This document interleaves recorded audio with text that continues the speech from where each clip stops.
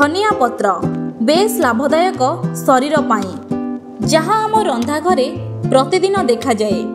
धनिया पत्र को खाद्यर स्वाद बढ़ाइबा पाई व्यवहार करा जाए। किंतु आपण माने जानिचंती कि सुस्थ शरीर पाई धनिया पत्र केते जरूरी। एही धनिया पत्र को नियमित सेवन करिबा द्वारा शरीर अनेक प्रकार रोग दूर होइथाए। आयुर्वेद चिकित्सा रे धनिया पत्र को गोटे औषध भाव व्यवहार करा जाए। तेबे आसंतु जानिबा धनिया पत्र रे केउ केउ प्रकारर गुण भरी रहिछि।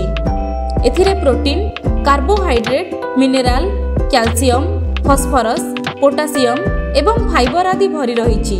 नियमित धनिया पत्र रे प्रस्तुत खाद्य खाइले ताहा रक्त रे सुगर परिमाण को अधिकांश रे संतुलित करिथाए। ताहा शरीर रे इंसुलिन मात्रा मध्य बढ़ाई थाए, जहा डायबिटीज रोगी पई बेस लाभदायक।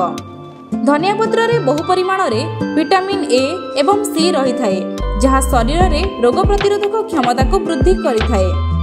पेट संबंधी समस्या रो मुक्ति पाइबा पई धनिया पत्र रो जूस को सेवन करा जाई थाए। धनिया पत्र रे विटामिन रो मात्रा भरपूर थिबारु ताहा आंठु गंठी रोग पई बेस लाभदायक होई थाए।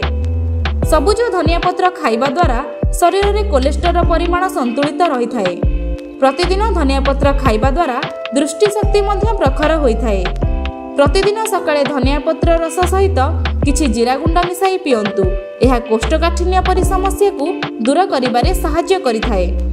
शरीर रे तापमान वृद्धि समय रे धनिया पत्र रस सेवन कले एहा शरीर को ठंडा रखिथाए एवं देह रे टॉक्सिन बाहर करी चर्म को उज्जवल करे। तेबे दर्शक बंधु, रंधा घरे धनिया पत्र देखिले खाद्यर स्वाद बढ़ाइबा पाई नुहे, स्वास्थ्य सहायक हिसाब रे मध्य व्यवहार करंतु।